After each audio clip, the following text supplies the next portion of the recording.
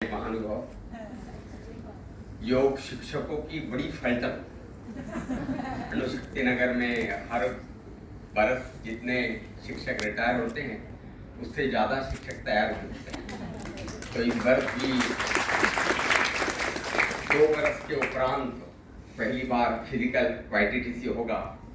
तो आप सभी का स्वागत है विद्या निकेतन में YTTC के लिए। इट इज योग टीचर्स ट्रेनिंग कोर्स। और आप सभी योग प्रेमी नमस्कार और सभी का अभिनंदन, बहुत बहुत बधाई कि आपने इतनी बड़ी संख्या में योग समर कोर्स किया है और उसका अभ्यास आप चालू रखेंगे। तो योग मैं शरीर नहीं, मैं मन नहीं, मैं कुछ और सूक्ष्म हूँ, आत्मा हूँ, ये जानने का शास्त्र है। लेकिन ये बहुत आगे की बात हो गई। शरीर तथा मन पर उसके असर पहले होने हैं, तब जाके आत्मा की बारी आएगी। और शारीरिक मानसिक स्वास्थ्य के लिए प्रतिबंध तथा उपचार की दृष्टि से योग कैसा मदद करता है, आपने अभी इस क्लास के माध्यम से भी बहुत अच्छी तरह से समझा है। आयुर्वेदाचार्यों ने आहार, विहार और निद्रा ऐसी एक स्वास्थ्य की त्रिसूत्री बता के रखी है। और योग इन तीनों से संबंधित है और उसके परे भी है। इतनी बड़ी योग की व्यापकता है, पहुंच है। निद्रा यानी कि केवल सोना नहीं, रिलैक्सेशन इस दृष्टि से। और योग पूरा उसका तत्वज्ञान हो, फिलोसफी, उसका कोड ऑफ कंडक्ट हो, जिसको हम बिहेवियरल योग बोलते हैं, या महर्षि पतंजलि ने जिनको यम नियम के स्वरूप में बताया। और जो टेक्निक्स है, खास करके हठ योग के आसन, बंध, मुद्रा, क्रिया, प्राणायाम, ध्यान, ये सभी शरीर के ऊपर उनके असर होते होंगे, लेकिन मन को शिथिल करने में, रिलैक्सेशन में मदद करते हैं। वो व्यापक मतलब है निद्रा का।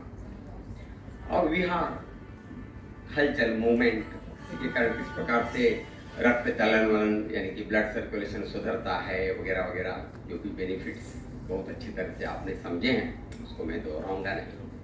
अब आहार से क्या? आहार, विहार, निद्रा, हम उल्टे आए, निद्रा, विहार और आहार। तो आहार से क्या संबंध योग का? डायरेक्टली तो नहीं, इनडायरेक्टली। क्योंकि जब समझ रहा है कि ये आहार मेरे लिए अच्छा है, ये आहार मेरे लिए अच्छा नहीं है, आगे क्या? जो अच्छा है वो मुझे लेना चाहिए और जो नहीं है अच्छा मुझे नहीं लेना चाहिए। लेकिन उधर ही तो सब समस्या है, क्योंकि दिल है कि मानता नहीं। इस न मानने वाले दिल को मनाने का काम योग करता है।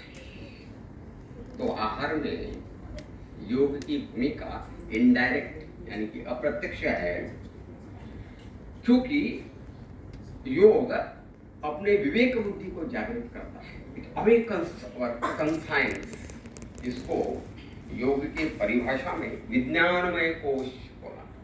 अन्नमय कोश यानी कि शरीर, प्राणमय कोश यानी कि एनर्जी बॉडी, प्राण, मनोमय कोश यानी कि माइंड, इमोशंस, भावना, विचार, और उसके आगे विज्ञानमय कोश, कंसाइंस, और उसके आगे आनंदमय कोश। ये सब ठीक होने के बाद और उसके परे आत्मा का दर्शन होगा।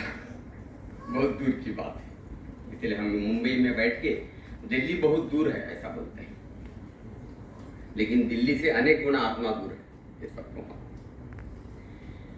अब इस आहार के बारे में एक तो बताया कि मिताहार मतलब absence of any extremes of taste, ये उसका मतलब है। दूसरे भाषा में फीका। और आजकल परिस्थिति बिल्कुल उल्टा है, कुछ चटपटा चाहिए, फीका अच्छा नहीं लगता। ये तो ग्रंथों की बात हो गई, मिताहार वगैरह। हम आज की बात करते हैं, 20वीं सदी में जिधर हम खड़े हैं, आजू बाजू में क्या मिलता है। क्योंकि योग के ग्रंथों में कुछ धान्यों का, कुछ सब्जियों का उल्लेख है। उधर वड़ा पाव मत खाओ ऐसा नहीं लिखा है, क्योंकि जो हठयोगी कुटी में साधना करते थे उसके इर्द गिर्द वड़ा पाव का स्टॉल नहीं था। इसलिए सच्चे योगी हम होंगे, उनसे भी बड़े, जब हम आजू बाजू में ये मोहमयी दुनिया होने के बावजूद उसको नहीं लेंगे। हमारा पंथा हमारे विवेक बुद्धि, हमारा विज्ञानमय कोश इतना जागृत होगा योग की साधना से, वो लक्ष्य होगा। तो संक्षिप्त में बताऊंगा क्योंकि और 1 मिनट बाकी है। नम्रता मैडम,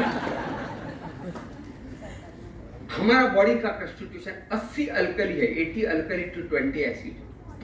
अपना ब्लड का पीएच 7.4 है, यानी कि अल्कली है। इसलिए संक्षिप्त में जो आहार आपके ब्लड के पीएच को अल्कलाइन साइड में रखेगा वो आहार अच्छा है, और जो आहार आपके ब्लड पीएच को या बॉडी पीएच को एसिडिक साइड में ढकेल देगा वो आपके लिए बुरा है। सिंपल थंब रूल है।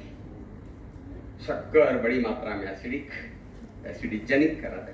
रिफाइंड ऑयल, 40 साल पहले किसी को रिफाइंड ऑयल क्या होता मालूम नहीं था, लेकिन ये कमर्शियलाइजेशन है कि ऑयल को रिफाइन करने लगे।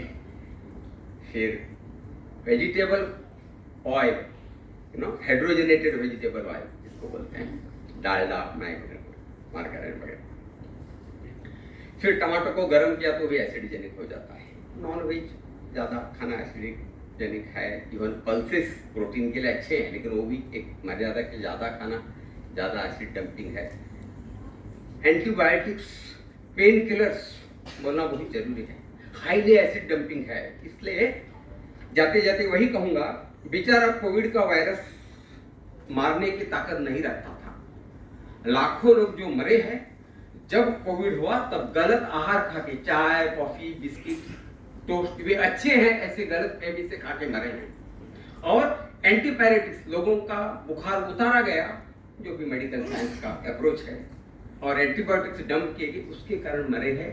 अन्यथा बेचारा कोविड लोगों को मारने के काबिल नहीं है। मेरा खुद का अनुभव है, मुझे भी कोविड हुआ था, 2 दिन उपवास किया, आगे 10 दिन केवल लिक्विड्स दे दिया, फल के जूसेस, वेजिटेबल जूसेस, एकदम पतला, नाचने का सूप वगैरह, कुछ कॉम्प्लिकेशन नहीं हुआ। और जो हॉस्पिटल में गए, बड़े बड़े हॉस्पिटल में लाखों रुपए का बिल किया, जिनको एंटीपायरेटिक देके बुखार को नीचे लाया, 6 दिन तक मेरा बुखार था, अपने आप ठीक हो गया। मैंने उसको अप्राकृतिक दृष्टि से कुछ नहीं किया और कोई मेडिसिन नहीं लिया।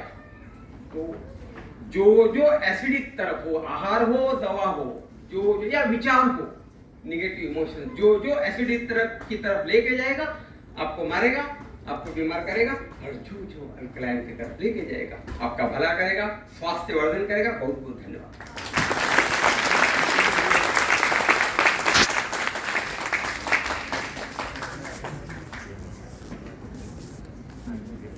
धन्यवाद सर, बहुत कम शब्दों में बहुत ज़्यादा कुछ बता दिया आपने। अब सर, बीके जैन सर हमारे